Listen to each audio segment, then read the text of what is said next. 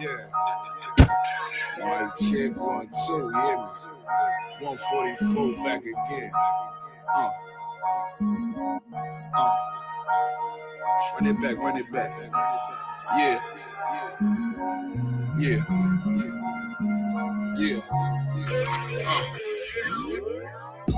It's time to leave the enemy desolate. I'm heaven sent. These niggas just on some extra shit, and I ain't impressed with it.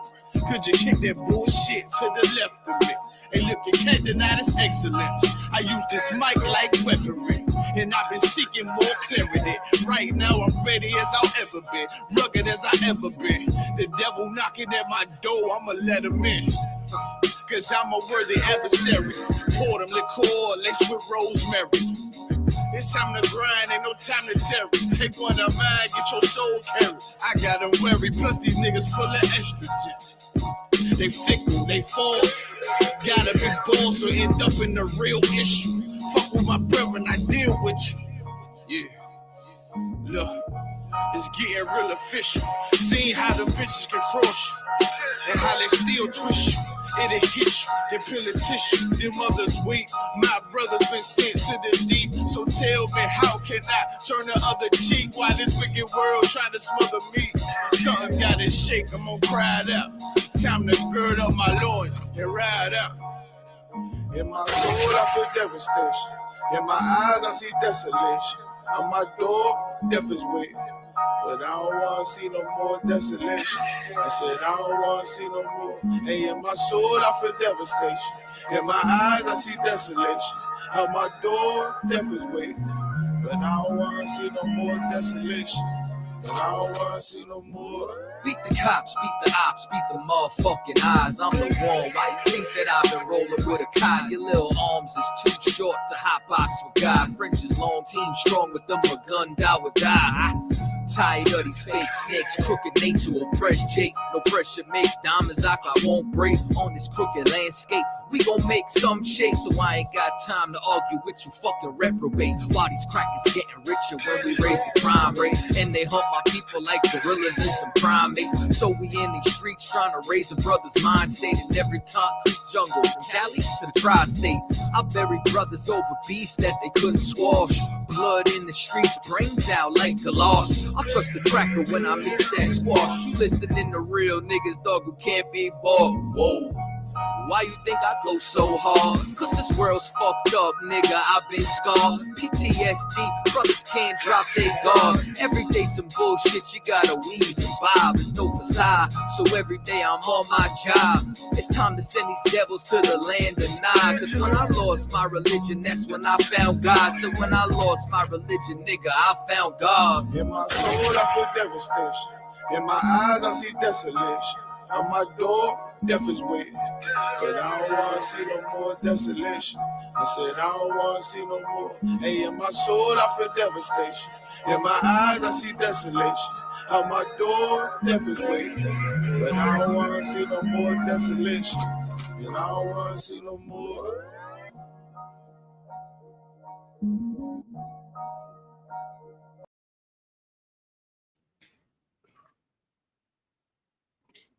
Shalom, we're here on another Friday night at the headquarters of the Israelite School of Universal Practical Knowledge. Up here in Harlem, where we've been since the beginning. We started out at 1 West 125th Street. We're here today under Commanding General Yohana, bringing this truth to our people, the so-called Black, Hispanics, and Native Americans, the true children of Israel. And as the true children of Israel, taking back our culture is imperative. And part of that, you know if you're already in here, part of that is taking back our laws, statutes, and commandments, which restore us as a people and bring us to life. Part of that is our language, because our language is the heart and soul of everything that's in these scriptures. And if you can't open up the Tanakh and read our scriptures in the original language, then you're missing out. You're missing out. So we've been here immersing ourselves recently in the Hebrew, doing our best to shed the to get away from the using English letters. We got to dive in. It looks intimidating, It may be frustrating at first, but you got to dive in. So if you are not up to speed on the alphabet, drop us a line in the chat in the comments. We'll get you an official ISUPK alphabet sheet, which will have the ancient script as well as the Assyrian script, which we picked up in captivity, but of course it's what the scriptures are preserved in. And you need to learn both. Just take some time with it, write it down over and over, sound it out loud, let it sink into your soul, and pick them both up, and then jump back in with us. And if you have it, then you're going to follow along with your own interlinear scriptures or with your own Tanakh in front of you, and write down, and we're going to break these words down, see what we recognize that we've been dealing with recently. We've been focusing in on a lot of keywords, a lot of words we're going to see over and over in the scriptures, a lot of phrases that we're going to see over and over in the scriptures, and we're breaking down the scriptures that we will see again the morning after this weekly Friday night Hebrew class in the Sabbath service. Every Sabbath service, we go through a set of scriptures. We go through a set of 49 verses. And if we break down some of these verses here in the Hebrew class, then you'll be able to follow along in the Sabbath service, recognize these things. That is called spaced repetition. You go over it, you go to sleep, you wake up, you go over it again, and now you know it all. And now it's really sinking in. And so we're going to start today in Genesis, where we've been in the Sabbath service lately. We've been going over these early chapters in Genesis, going over these early foundational stories in the scriptures. And we're at a point where Jacob is traveling through and he is renamed. Everybody knows the story when Jacob is renamed by the Most High. First, he has to wrestle with the angel who tells him what his name is going to be. And then a couple of chapters later, the Lord tells him what his name is. And that's where we're at in Genesis 36, or we're in 35 and verse 10. So we're going to start out right here. This word right here, which we should all be able to at least read and recognize the characters of, is Ba-Ra'ash Yav, which means in the beginning. These are the first words of Genesis encapsulated in this one Hebrew word. I remember Hebrew words are typically built around a root word and built outward. So they're all built around, basic 2 or 3 letter root words. We add prepositions, like in this case, this ba is what signifies in this phrase, in the beginning. We'll add different letters that will signify a tense or possessive. And all of a sudden, we've got a 6, 7, 8 letter word, but it's still built around a basic root word that we can recognize and be able to start to fill in context as we build our vocabulary.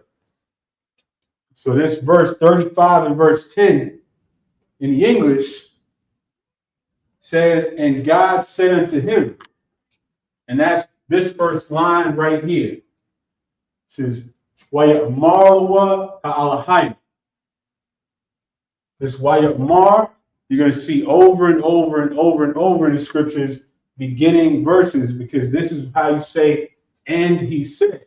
And then it's going to clarify who the he is right here, ha'alahayim, which is literally the powers. There's ha being the, and alahayim being the word is typically translated into the scriptures as God. But this in the Hebrew is powers. So Waya Amar, again, we're breaking down the root word here, which is Amar, which is to say. Wa at the beginning of a word, this letter Wa at the beginning of a word means and. We should be starting to recognize or have a mental list of what the prepositions are that you see at the beginning of the word. We've already identified 3 before we even get 3 words into this scripture. We have the ba for in, the wa for and, the ha for the. And this ya here is what signifies that it's referring he. And the he is going to be clarified right here. So Wayamarlawa Al-Hayy. And so that's and God said. So now that we know that, now we can figure out the context that this is the unto him. Now the unto him is easy to break down because we have another preposition. This la at the beginning of a word, anytime you see that letter at the beginning of the word, that's to. So now just like that, we've identified what?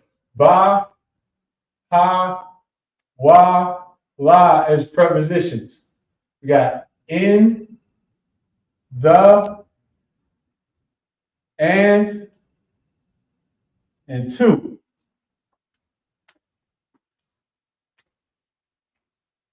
So Wayamalawa ha'alahayim.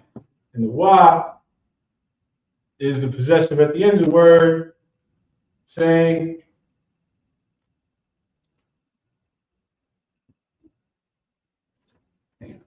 swap this out. I'm going to use a different color for my notes underneath.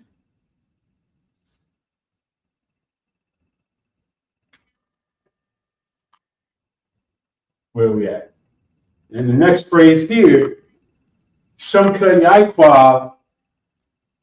Well, Yaikwab, that's Jacob's name in the Hebrew. By this point, if you've been following along in the Sabbath service, you certainly recognize that. Shumka, now we get to identify another root word that we use all the time. We use in prayers, we use all the time. We use it in salutes. We use this word shum, which means name. Shumka is your name. And now we're breaking down possessives as well at the end of the word.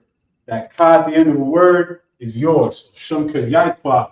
So now, so far we have, and God said unto him, or in the Hebrew structure,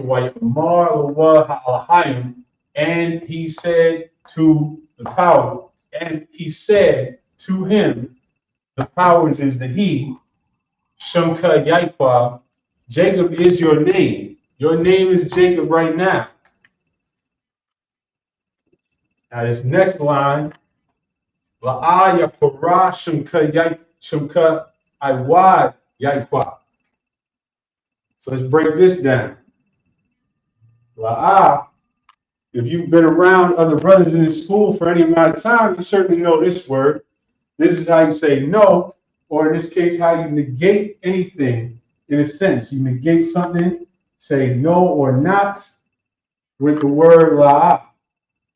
So this is to say not. La'ah yakorah. Just like we said, Wayamar is something that you'll see at the beginning of many, many verses. Wayakorah is another word that you'll see at the beginning of many verses. This is called.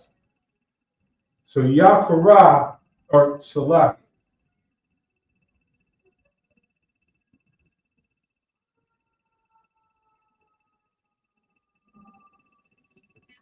Yakorah, this, everything encapsulated in this is shall be called. This is the future tense of Korah. So you shall not, you negated with that la'ah, you shall not be called. Shumka, again, your name, that caused your, Shum, Iwa, which is to say no more or no longer. Even if you didn't know that, by the time we're done with this line, you can fill that in because this last word, Yaikwa, is of course Jacob's name. Yaikwa. So la'aya korah shumka Iwa Yaikwa. Your name you shall not be called your name anymore, Jacob.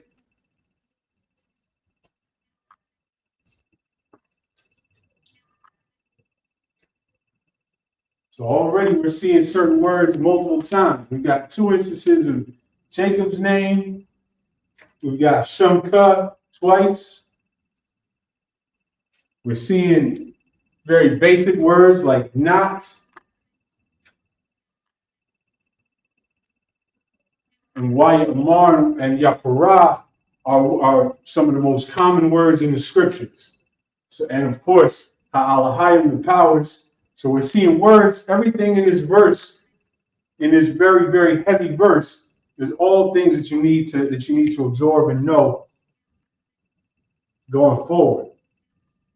So now the next phrase in English, in this verse, we're still in verse 10, is, but Israel shall be thy name. So we'll break this down in the Hebrew. Kaya, this little word right here, kaya, is the word for or because. For in the sense of because. Here is since.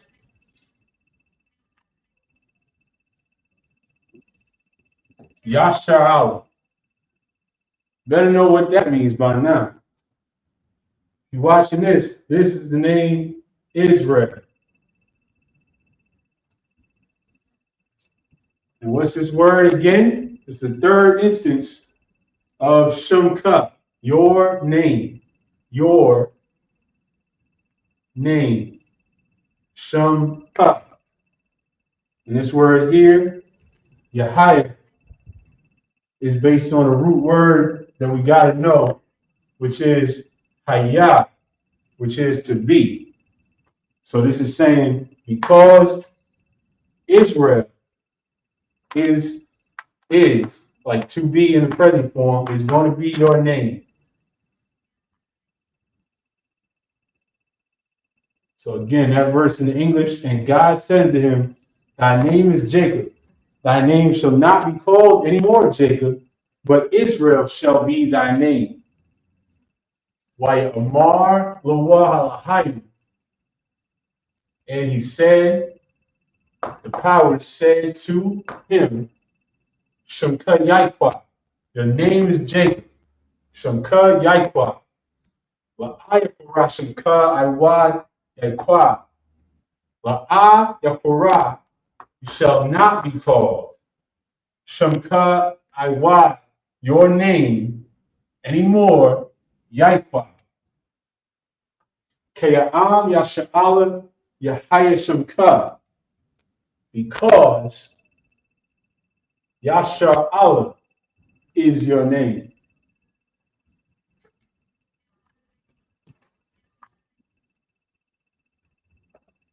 This is an excellent verse to let sink in. In this one verse, we learned what? 4 prepositions. We learned various possessives. We've seen basic words pop up multiple times. This is a verse to take in. So I'm going to give you a second, screenshot that, and we're going to keep it pushing.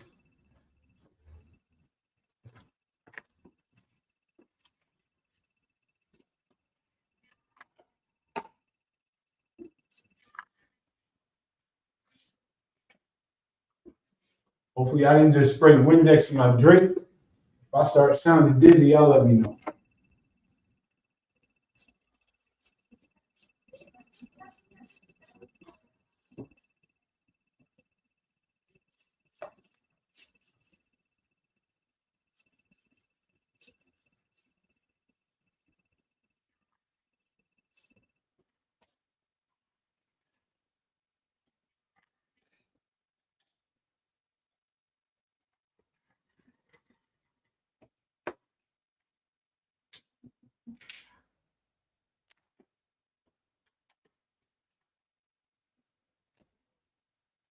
So we're going to get a little bit of verse 11. Let's keep it pushing. Actually, we're gonna slide all the way down to verse 27. Genesis 35 and verse 27. Which in the English is, and Jacob came unto Isaac his father, unto Mamre, unto the city of, all right, we're going to start at verse 28. And the days of Isaac were 180 years, because a couple of months ago we laid the foundation of numbers. And as I said, spaced repetition is the key. So it's been a while since we had a bunch of numbers pop up in the scriptures that we've been going over. So again, at the top, Barasha, in the beginning, 35, and we're going to fit in 28 and 29 on the board right now.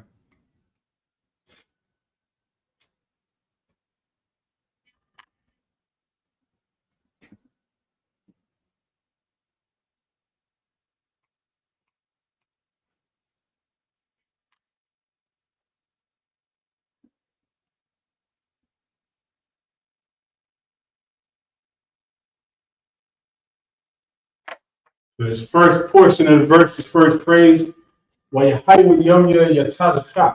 again, this is based on that root word haya, which is to be.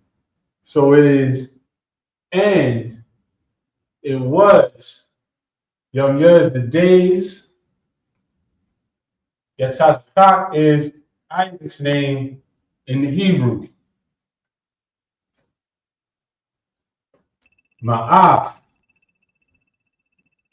which we should remember, Ma'ah is the word for 100. Ma'ah. Now, numbers take different forms to fit the tense, to fit the grammar, and to fit different situations, but as long as you remember the basics, as long as you remember the basic word for the numbers, you'll be able to recognize that in the context and then get used to it over time. So that's why we don't need to break down these specifics. You just need to be able to recognize that ma'af is a variation of ma'ah, which is 100.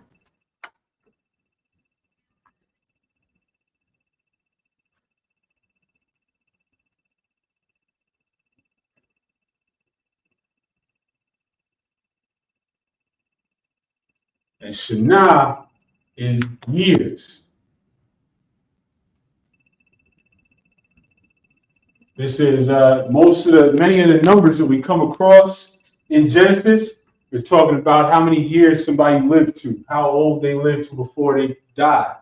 And so this right here, Ma'ashana, is 100 years.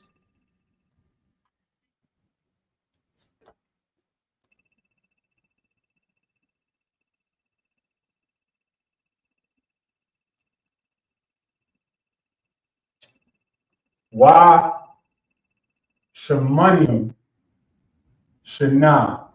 So this is and 80 years. And that's how you say somebody's age in Hebrew. Ma'as Shana wa Shemani Shana. 100 years and 80 years.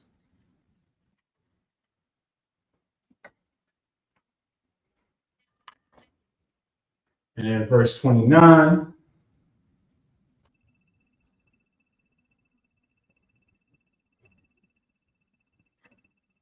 Verse 29 in the English, and Isaac gave up the ghost and died and was gathered unto his people, being old and full of years, and his sons Esau and Jacob buried him. So this thing right here is describing the ideal way to die. You lived a full life. You got all your people gathered to you, and then you're ready to die. He was full of years, meaning he lived this full life. And if you've been following it over the last few weeks in the Sabbath service, we went over the brother's life. He had an excellent full life. The Lord told him that he was going to be blessed. And then, he died. He died with his people all around him. His sons took care of him and buried him. And guess what? That's the opposite of how we die today in this hell. We don't die like that. We We don't die with our family. When you die, if your family is there for you, it's a burden because they're poor and they're trying to figure out how to bury you. That's if you're lucky. Our people out there just dying and turning up in a grave behind a prison in Mississippi with their wallet still in their pockets. That's how we dying in this hell. And that's the curses.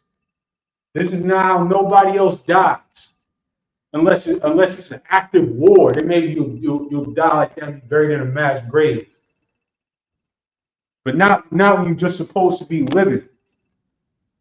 Not when it's supposed to be when your oppressor is in heaven just chilling. And we turning up in the woods and nobody investigates, nobody cares. Because we're in our hell. That's not how it's supposed to be. This is how it's supposed to die. Surrounded by your people, full of years, your sons bury you. And so that's what this scripture is describing. So in verse 29, why, why?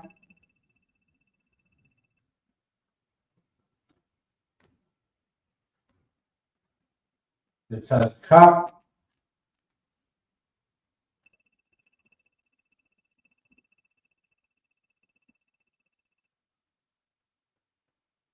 Your mouth.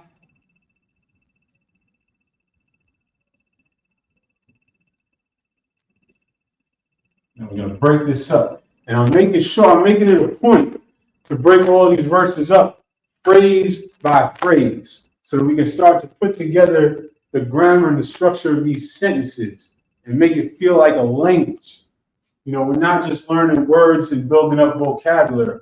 We're learning sentences, paragraphs. We're learning how our people talked in the ancient times, how they dialogued with each other, how they lived, how they felt. So you got to break this thing up and make it feel like a language. And so this is Wayagawai, Yatazaka, Wayamat. And this Yagawai is, remember that Y is and.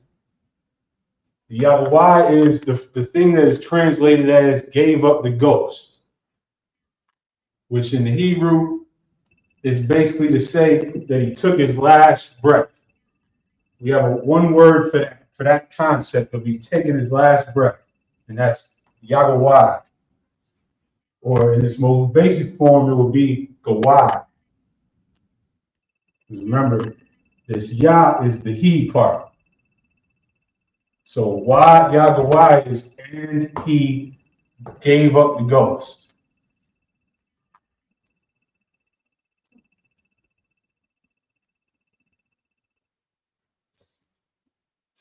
And that's heavy. That's so visual because you could picture that. Yatataka, which is Isaac's name, Wa Ya Ma, and he died.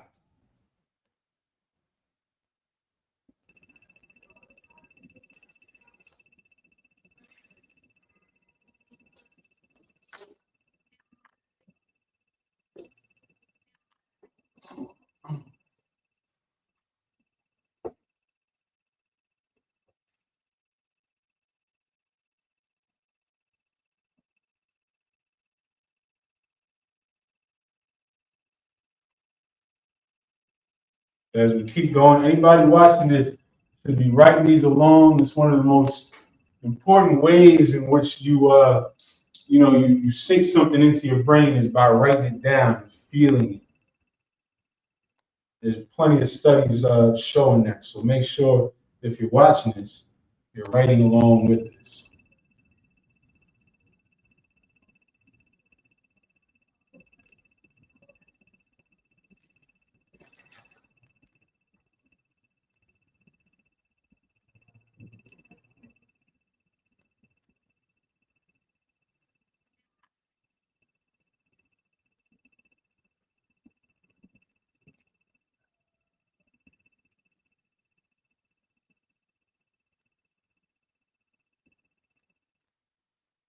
So now this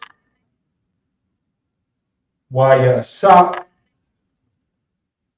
we should be able to break this down at this point because we should be recognizing something we've already seen twice in this sentence.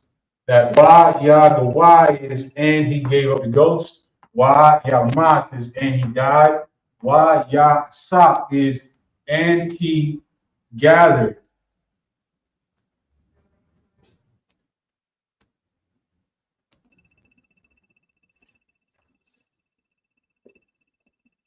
Al-Anua, which An is people in the sense of a group of people, a nation. Anua, Al-Anua is to his people. I'm Yahweh.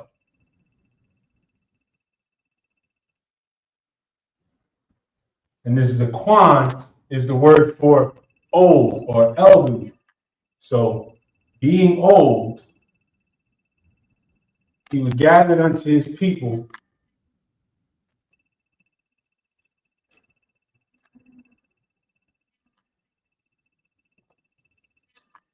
Wa Shabai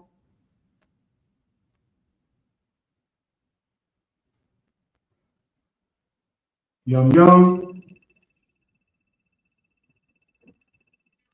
So this is saying Wa Yasap, and he gathered. Al Anu was a Quan. Wa Shabai Yum Yum. Now this phrase here, I want y'all to remember this. Wa Shabai Yum Yum is a phrase that's translated into English and full of days.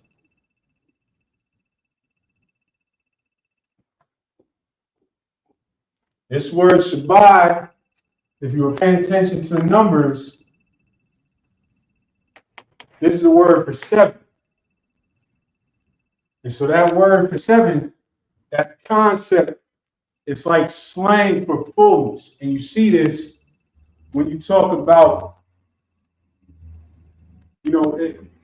something that really, really sank in for me was when General Muhammad was breaking down how our language does not speak in concrete forms of time. Like when somebody say you've been there all day, that's just slang. That can mean one thing to one person and a different thing to a different person. When we talk in time in the scriptures, it's a concept of time. It's not exactness. And so a lot of times in prophecy, the white man struggles when he sees the number 7 or 70 or things of that nature because he's trying to calculate 770 what? But it's a concept. And that's the white man can't grasp. And so Al-Anua, Zaquan, Washabai Yum Yum, and full of days. He was Zaquan, he was old, Washabai Yum Yum, and full of days. And that's all that you can hope for the Most High to allow you to die, gather with your people around you, old and full of days, and ready to just give up the ghost.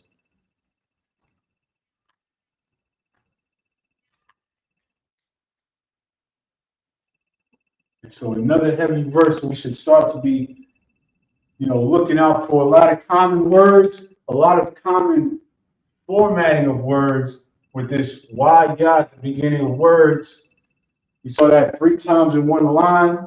Why Yahweh, why Math, why Yasap. Shana, which is years. We learn how to say years, or we learn how to break down somebody's age. Ma'af, which is 100. Ma'at Shana, Washaman Shana, and 80 years. And then we got to this breakdown of Isaac dying peacefully. Why Tazakat, Wayamath, Wayasap, Al-Anu was a Quan, Washabai, Yum Yum, old and full of days.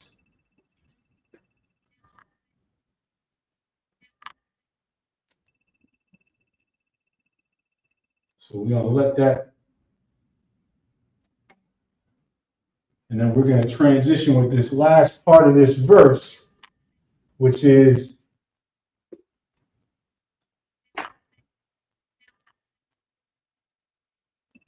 Aishwa Wa Yaikwab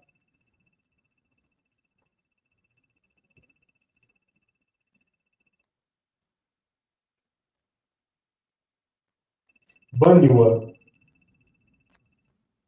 Oops, I missed the first part.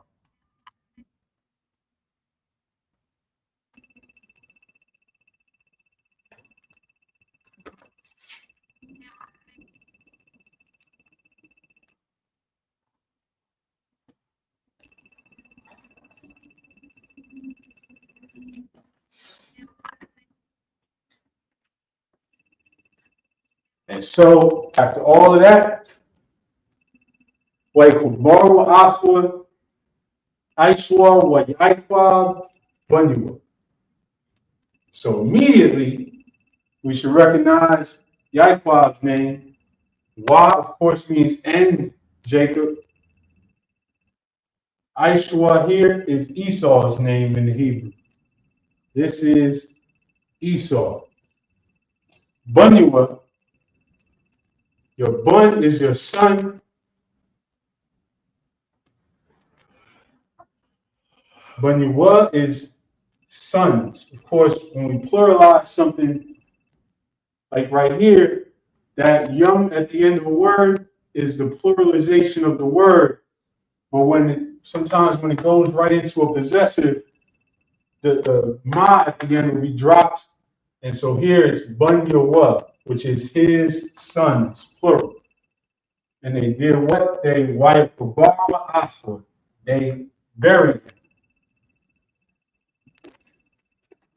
And so now we're going to move on and find out what Esau did next.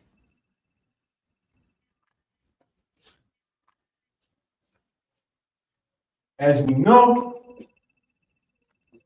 Esau is the progenitor of our eternal enemy, our oppressor, the so-called white man. One of the reasons we know this is because it was prophesied that as twins, Jacob and Esau will become two completely different types of people who would be at odds with each other forever. And then when Esau came out the womb, he looked like a genetic mutant with red skin and hair all over. I don't know if y'all saw some videos going viral recently with some Edomite sitting in a barber chair, but he had his shirt off and they were shaving his back, and it looked like they were shaving a gorilla. That's how hairy these people are, and everybody knows this. That description in Genesis is vividly a description of the so-called white man.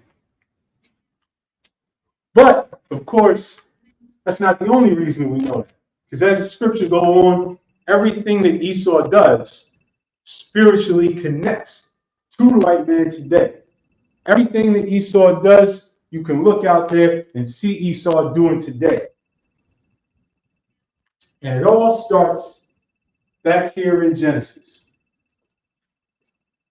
And so in verse 36 and 8,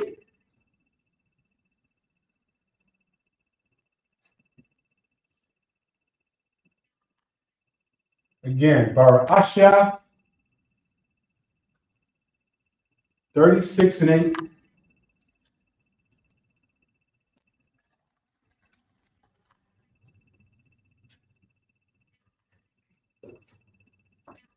In the English, it says, "Thus dwelt Esau in Mount Seir."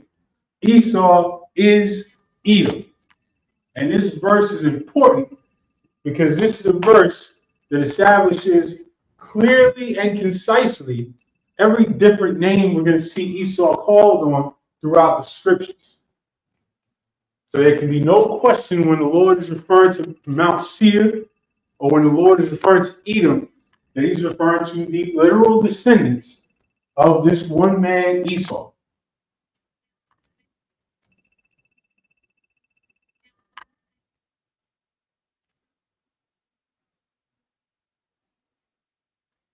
So why Yashab?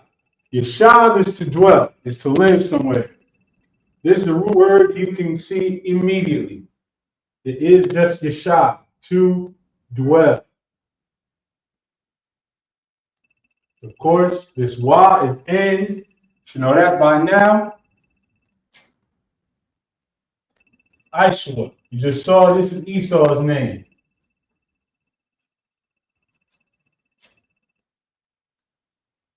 Bahar.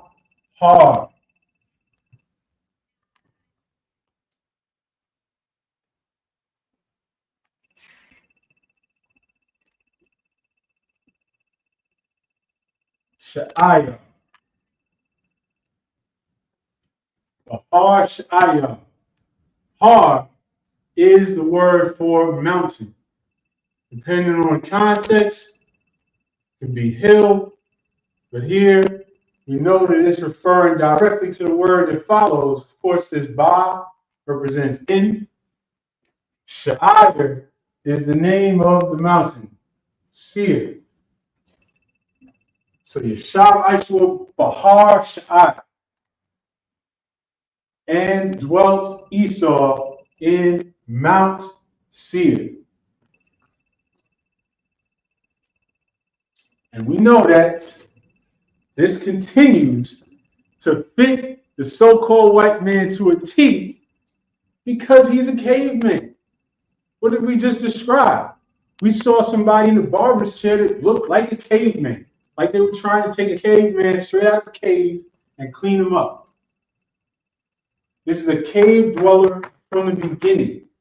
While we were in the desert, while we were chilling in the plains and in the valleys with rivers and nice, beautiful trees and gardens and everything, Esau went up to find a cave in the mountains. That's a white man.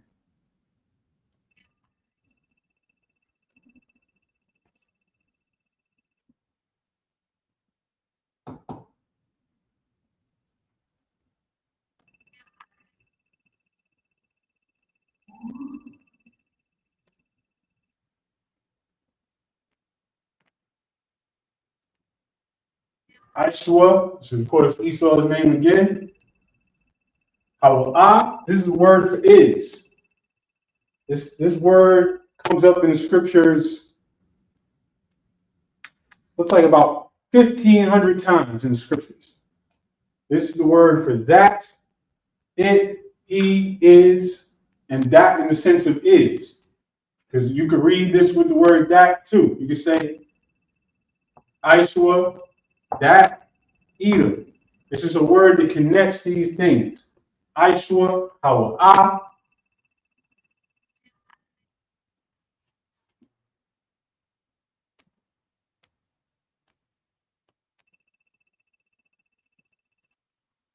Adawan. So Wayashab, this is the common word that we should definitely take note of in this verse is Yashab. Because we're going to see a lot of talking about, people dwelling in various places. So Wayashab and dwelt Ishua Bahar Sha'ai in Mount Seir. Ishua, Esau, Ishua, Hawa'ah, Adwan. Esau is Edom. Simple, straight, to the point, setting the stage for everything to come. Setting the stage for the scriptures where the Most High said, set thy face against Mount Seir. Setting the stage for the scriptures where the Most High said, Edom saith, we will rebuild, but the Lord is going to throw down. That all traces back here where the Most High made sure we would never forget where Esau went and who he became. So let's keep going.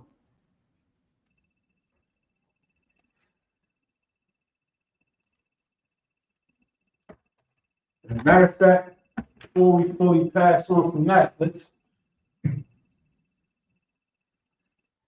examine one more thing in this verse. We're just going to go right to the next verse and keep flowing through this.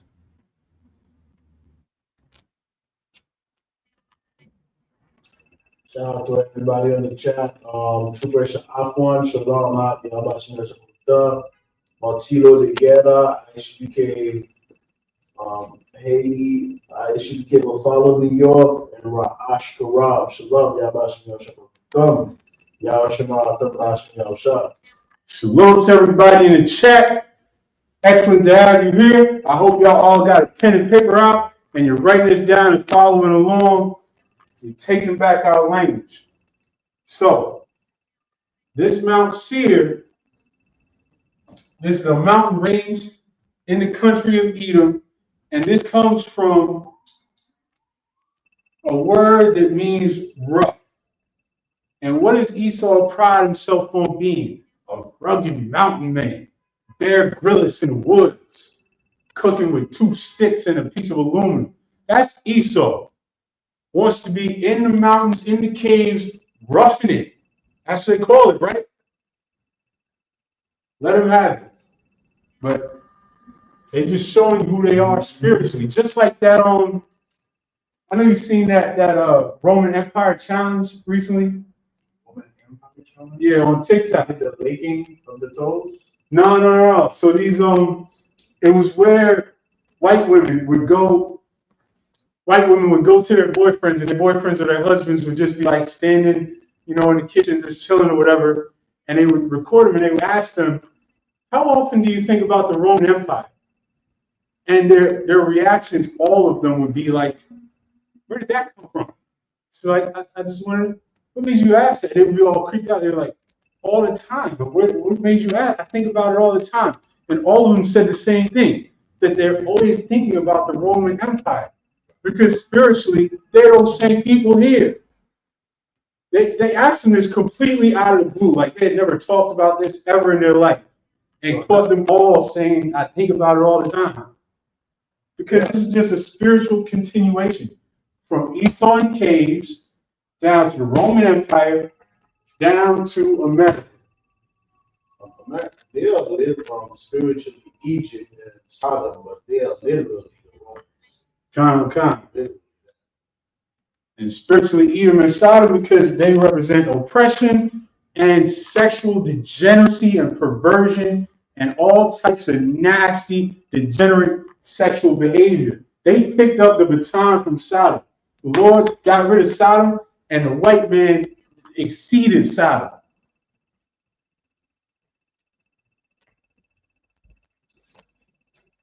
And in verse 9,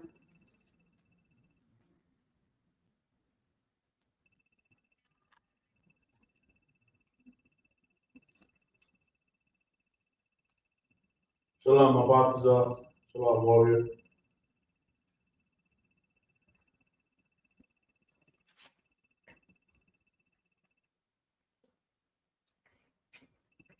Allah, this Allah is these. And it's a common word, basic word, that you're going to see hundreds of times in scriptures. It's good to know why Allah is in these. And this Haladawaf is the generations. And this word here, we talk about words typically being built around 2 or 3 letter root words. This is a word of its own, but you should recognize the word that it is based on, which is a very simple word, which is yalad, which is to beget. Yalad is to beget. Haladwa, slake. Haladwa is generations. Obvious connection, but this is a word of its own. And it's just a reminder that if you get these basic words, you can start to really fill in context and be able to break down words. All you got to do is start to build up a vocabulary of some of the frequent words that you see. And Isupk, of course, is Esau. So now it's saying these are the generations of Esau. So we've got to find something out here that connects to today as well.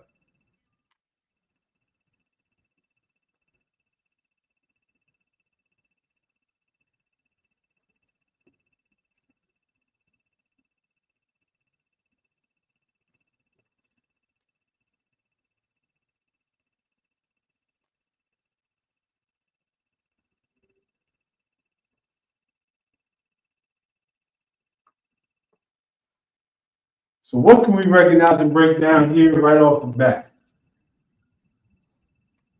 Adawan, we just saw in the last verse, right? That's Edom, which is just the nation way of saying Esau is the Edomites. Edom is Esau, as we just learned in the last verse. Bahar Shai, we saw the same phrase. Ba is a preposition meaning what? When you see it at the beginning of the word, it means in. Har is the word for mountain. Sha'ir is that word, is that mountain that means roughing. Bahar Sha'ir, in Mount Seir. This word we haven't seen today. It's a very basic word. Abi, the father of Edom. Esau is the father of the nation of Edom. And they dwelt in Mount Seir. And it is crucial to never forget that, because all you got to do is pull up your Bible and search up the word seer to find out very clearly how the Lord feels about Esau to this day. And no matter how much these Christians and whoever else try to come up with these cop-outs and say Esau was already wiped out, the Edomites were already wiped out, the Edomites were some little Arab tribe that got wiped out, that doesn't match up with these scriptures. If you pull up, look at this. If you go to Ezekiel, the 35th chapter, and you read about Seir, this is the Lord talking about a people that he's going to keep around forever just to hate. All through verse 35, the Lord said that Esau has to be made desolate. Read it. We're not going to, it's so much in this chapter that we don't have time to go over all this today, but it says, Son of man, set thy face against Mount Seir and prophesy against it, and say unto it, Thus saith the Lord God, Behold, O Mount Seir, I am against thee, and I will stretch out mine hand against thee, and I will make thee most desolate. I will lay thy cities waste, and thou shalt be desolate, and thou shalt know that I am the Lord, because thou hast had a perpetual hatred.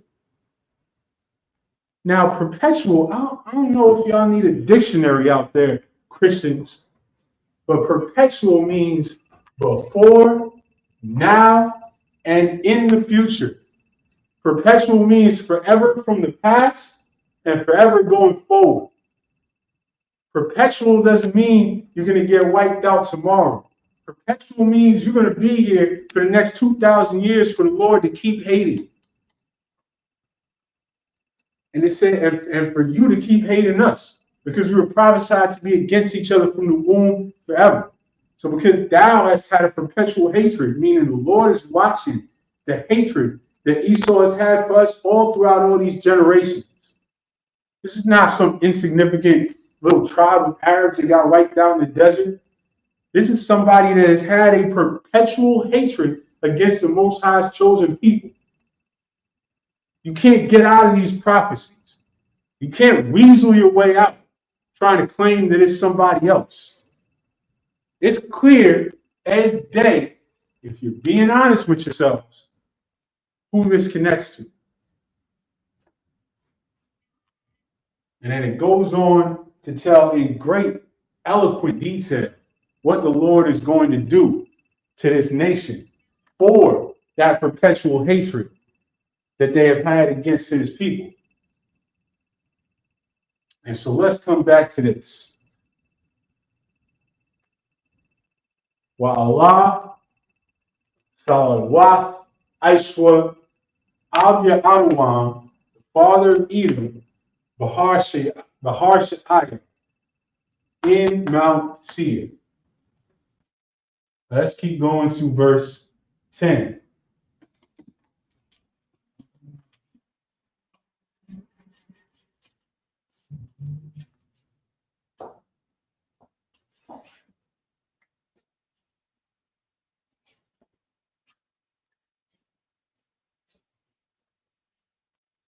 Now, verse 10 starts to go a little bit into those generations.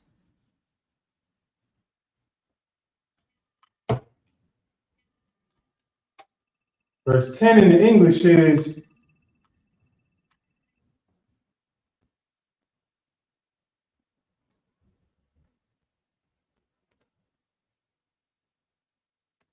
these are the names of Esau's sons. Actually, we're going to slide down to verse 12 because we want to establish the lineage of some particular sons.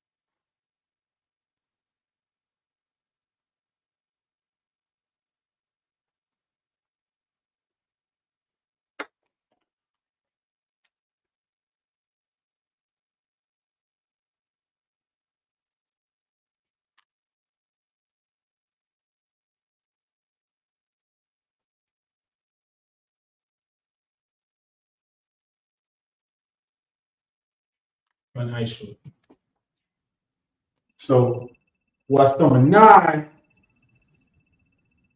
Hayatha, Hayabagash, which is to say, and Timnah was the concubine La'aliapaz to Eliphaz.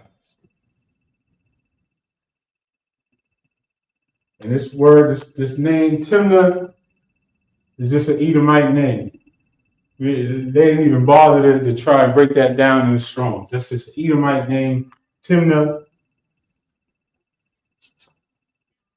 Hayatha, which is again a very basic root word.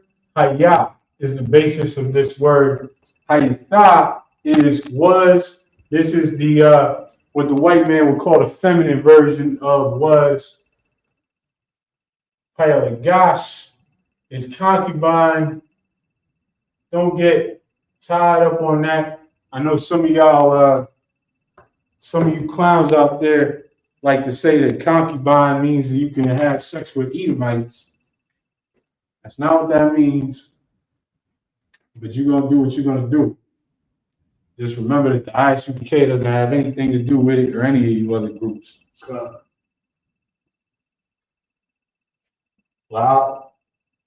La'aliapaz is of Eliphaz, which is this name comes up twice in the scriptures. This is the name of one of Job's friends, if y'all remember that.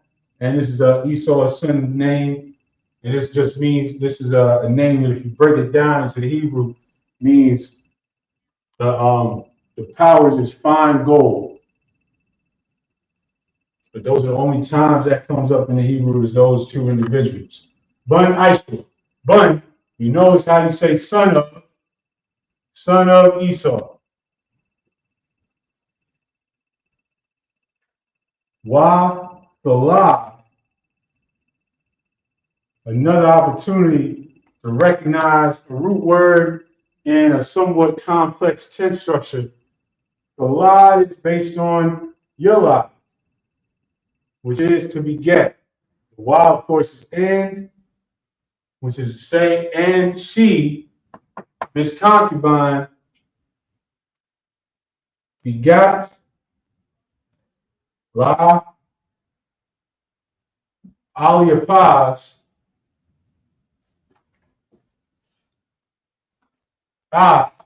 which this word you're going to see a lot. We haven't talked about this. We haven't come across this today yet. But this is a word that does not have an equivalent in English. It connects the subject to the verb. So here, La Aliapaz, Imulak. But the here is Wathalad. So it's connecting this verb to beget. Wathalad. There's two eliphaz. You can separate that out. Wathalad, Amalek. And that Amalek is Amalek. This is one of the sons of Esau through the generations of Esau. This is the grandson of Esau. And Amalek goes on in the scriptures to become the chief tribe of Esau, which you would recognize today as the people that we're not supposed to talk about on the air.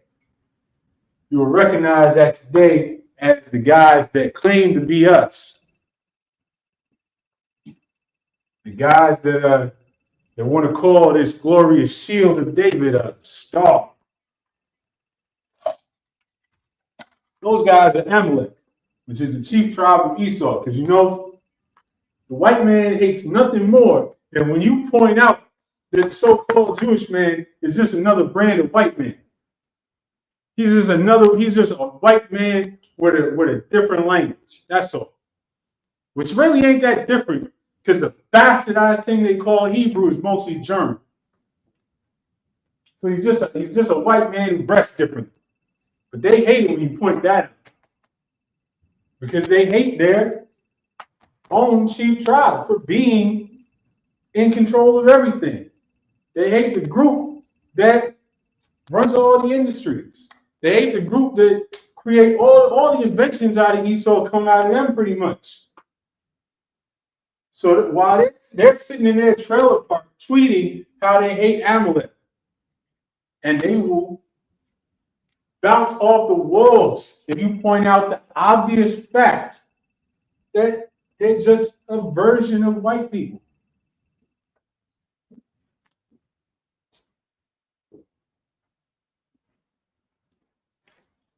So, with that said, let's run through that a little bit.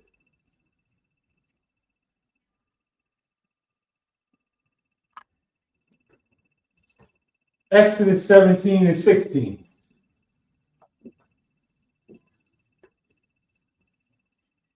Now, rack your brains if you've been following for the past couple of months or so. See if y'all remember how to say Exodus in the Hebrew.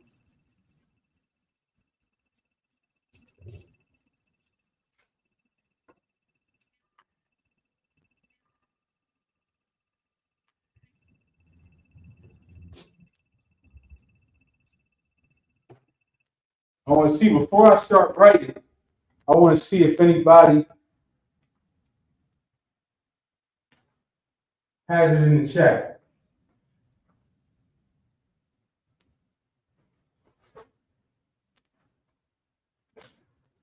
Excellent.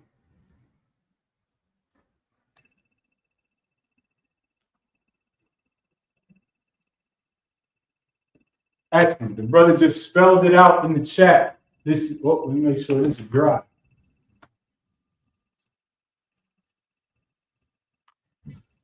Shout out to Trooper Sha'afwan, who just spelled it out in the chat.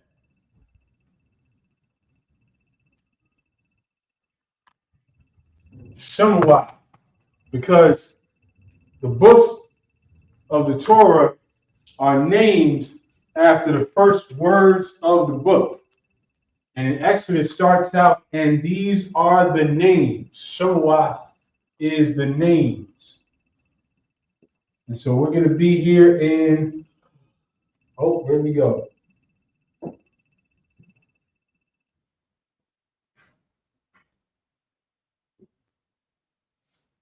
(17 and 13).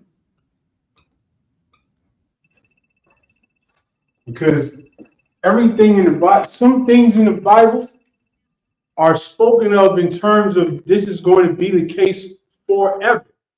And the Lord didn't write it that way for no reason.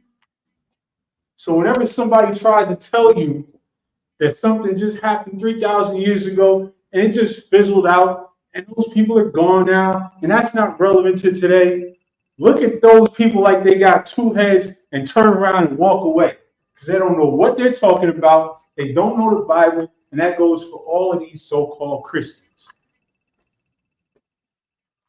So, Exodus 17 and 13,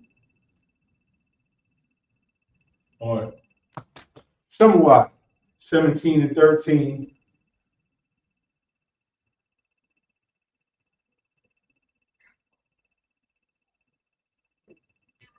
Wa'echalash, Yahushua,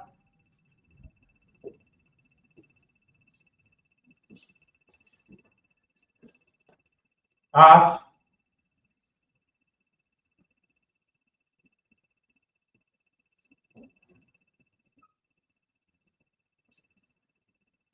Imla. So this word right here, Chalash, is defeated. In the English, this verse says, and Joshua discomfited Amalek and his people with the edge of the sword.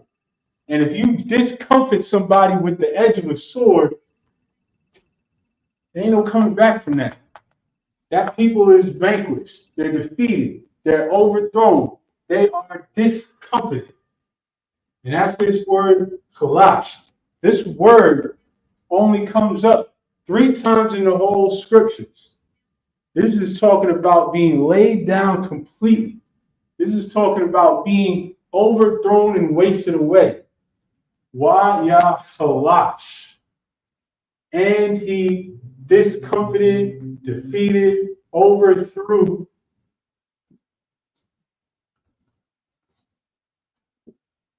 Wa'yachalash. Yahushua, which is Joshua's name in the Hebrew, and that's who is doing the discomfiting with the edge of the sword. Af, which is connecting this verb, chalash, the defeating, the discomfiting, the overthrowing. Why chalash Yahushua af Imla, meaning he did this to Amalek.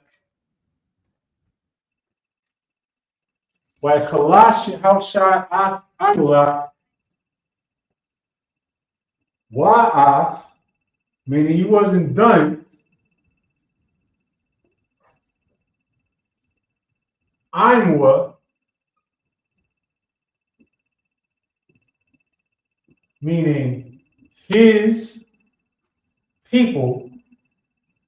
Remember, I'm is people as in a group of people, a nation of people. Imwa,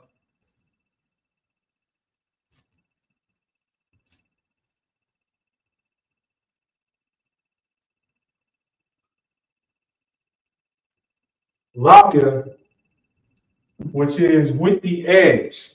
Literally, this is based on this word pa, which you've been paying attention, that's the word for mouth. In the ancient script, which is a pictographical script, this is the letter pa. This is a depiction of a mouth, wide open. So your pa is your mouth, is saying the mouth of the sword. That's poetic. With the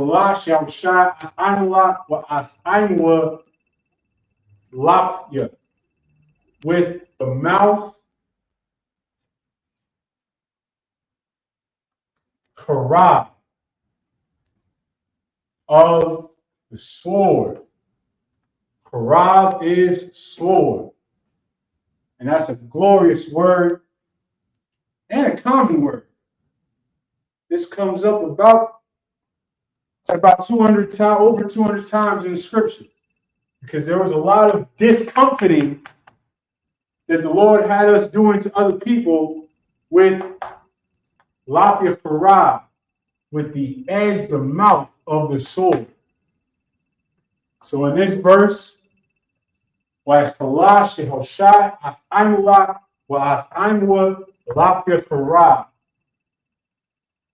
his people with the mouth of the sword.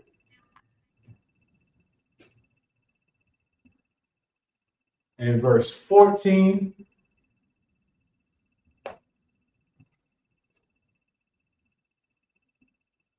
And this is a verse that I want you to just soak in, because this is going to happen. It didn't happen in Exodus, and you can find that out because they keep on mentioning this tribe of Amalek all the way down through. But it's going to happen. Verse 14, and the Lord said unto Moses, why Amar, remember I said we're going to see that at the beginning of many verses in the Bible, because many verses throughout, especially in Exodus, is going to start out with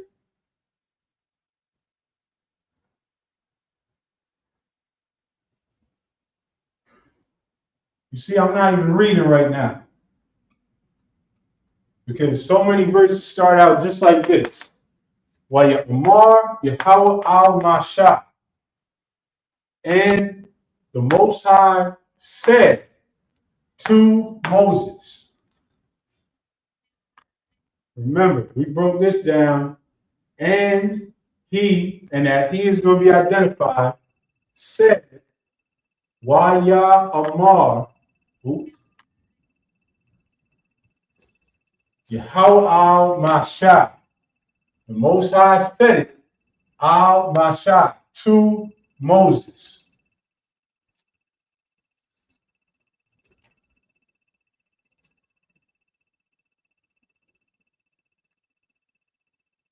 Kathab, which is what I'm doing right now.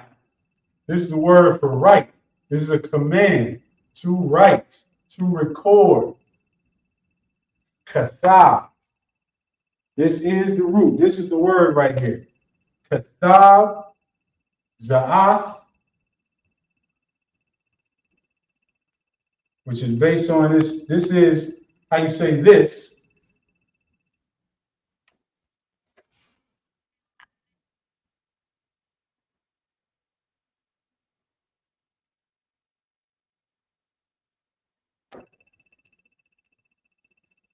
Zakarwan,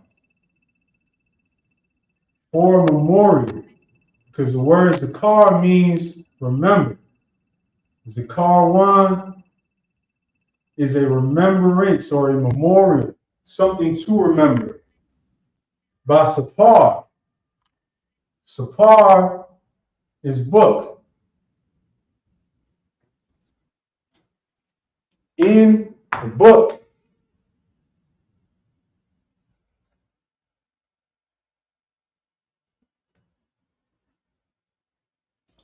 Washayam, which the root word here is shawam, which is to place or to set or to put down. Washayam, Ba'azanya,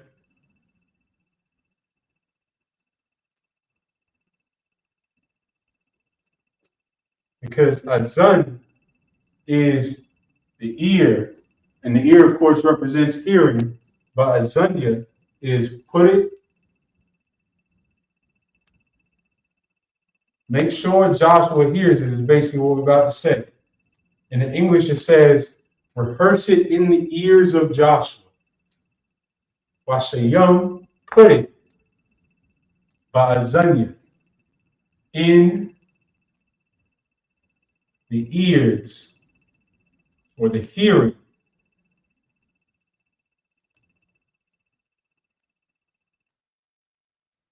Yahweh of Joshua.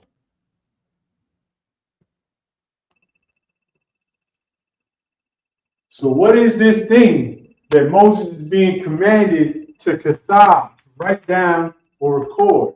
To kathab for a zakarwan, for a memorial, basapar, in a book, washayam, ba'azanya, and put it in the ears. Think of this the way we were taught today. This is slang. Put it in his ears. Make sure he gets it. Make sure he hears it and knows it. Don't just say it to him. Put it in his ears. Yahweh of Joshua. tell you it's like slang today. For real. That makes perfect sense. If you hear it, this is how we talk. And somebody out there is going to tell me this is a white man's book. Come on, man.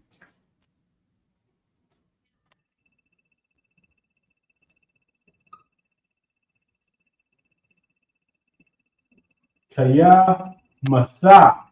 Now, it's like Macha.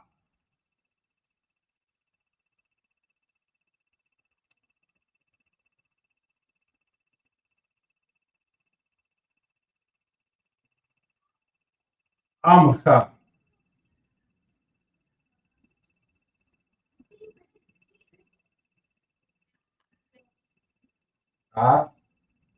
It's a car.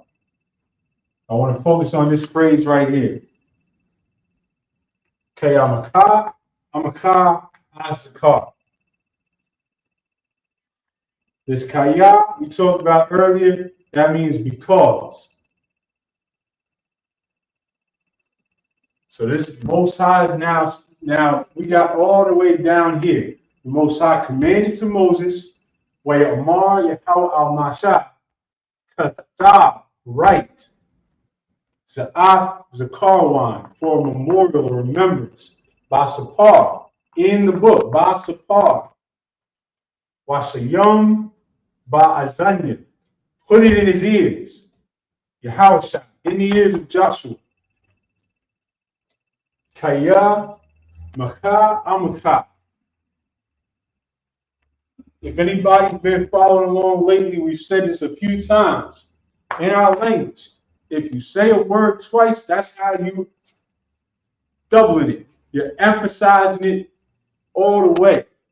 So this is saying, this is the word for blot out.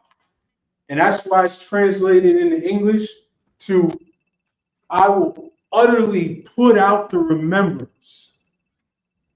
Zakar, remember, this is the word for remember. And the Most High is saying, Kaya, because Macha Amacha, utterly put out the car from remembrance.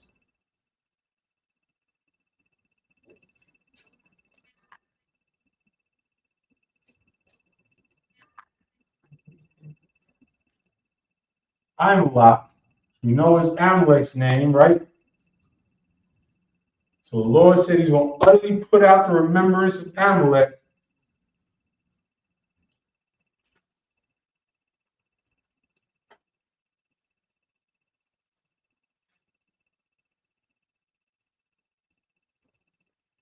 Ma'atakaf ha Shemayim. So this Ma'atakaf, another preposition at the beginning of the word is ma. That is from. The kaf is under or underneath. That's this word right here. Ma'atakaf, from under Hashemayim. This is Genesis chapter 1. You should know this. Shemayim is the heavens. So the Most High said in the English, and the Lord said unto Moses, write this for a memorial in a book and rehearse it in the ears of Joshua, for I will utterly put out the remembrance of Amalek from under heaven. And Amalek as the chief tribe of the Edomites. And we just read how the Lord feels about Mount Seir and Edom. So how do you think he feels about their most successful tribe? They got something coming for them. Don't forget it. Don't let nobody tell you it's already happened. These things are in the earth right now. That's clear from the scriptures. That's clear if you're paying attention. Now, if you're an Edomite and you're trying to cover up your sins and you're trying to find a way that this does not apply to you, that the Lord does not hate you forever, then of course Esau is going to be some insignificant little band of Arabs that got wiped out 3,000 years ago. Then, of course, Amalek's story ended 4,000 years ago. Of course. It don't matter. See, it don't matter. Yeah. According to y'all, it don't matter. It don't matter. This is 4,000 years ago. This don't have nothing to do with today, right? Right? The Lord loves everybody today, right?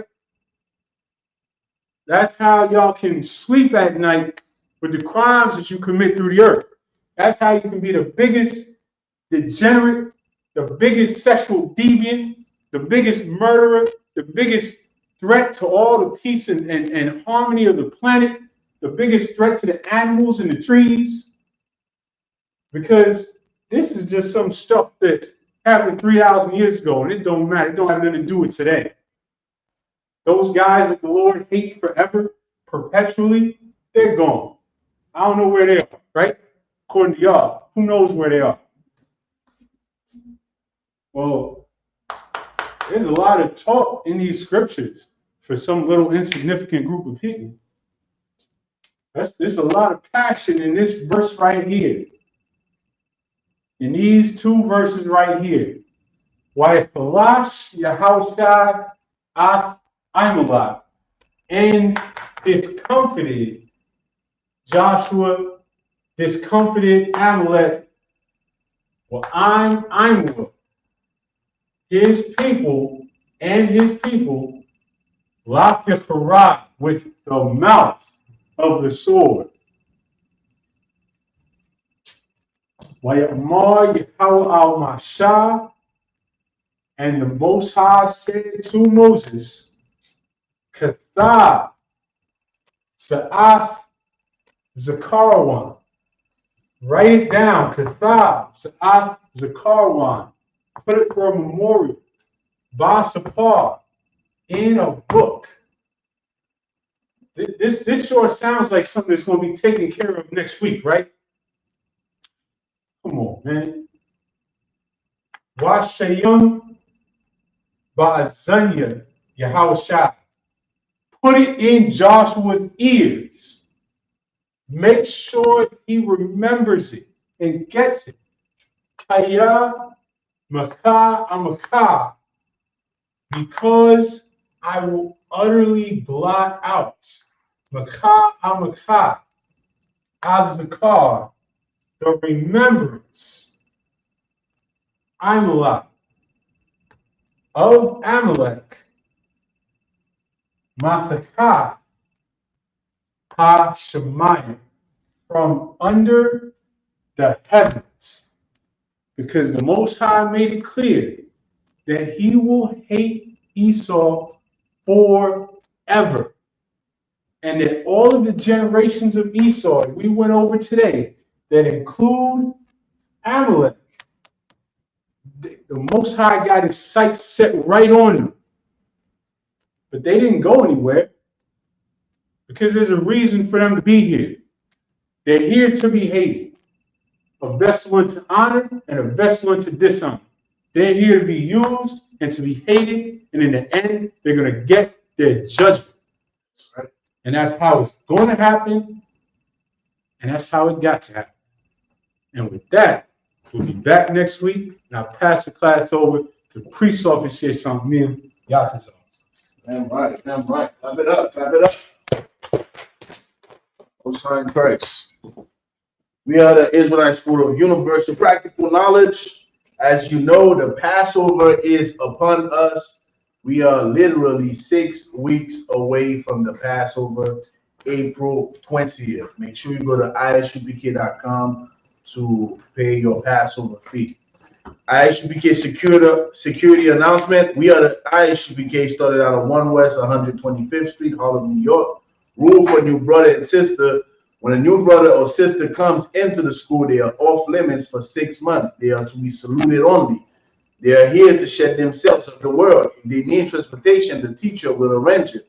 After 6 months, if a brother or sister has an interest in a particular person, he or she must get permission from the head to speak to a brother or sister. There is another 6 months in which the brother and sister will court each other. After the 6 months period, the brother and sister will get permission from the head to marry, tithes, which is a commandment. Numbers 18 and 21, Malachi 3 verses 8 to 10 means tenth in the Hebrew, ma'ashara. 10% of every penny of any increase the Lord gives you, give to the treasury department or teacher, priest fund, free will offering for priests, not mandatory. Whatsoever amount you will like. Upcoming holy convocation, which is the Passover, which I mentioned in the beginning, April 20th in Durham, North Carolina. We are going to be there from the 17th to the 22nd. The 17th is going to be the lamb slaughter, and we also have different activities throughout the week, such as the kids' party, the children's party, the black party, the lamb slaughter, like I mentioned, the black party, and also the Feast of the Unleavened Bread, which follows right after the Passover on the 20th. All right. If anyone wants to be a trooper in the school, start wearing all black boots, shirt, pants, headband, or war scarf. Any sister want to become a sister in the school, contact your camp leader near your zone. With that, the visual at Majam, which means to stand. At Majam Shabbat, at Majam Barak, Yahweh Ba'ashem Yahushua Barak. To the sisters, Yahweh Shemar Al Tam Ba'ashem Yahushua. Dismiss.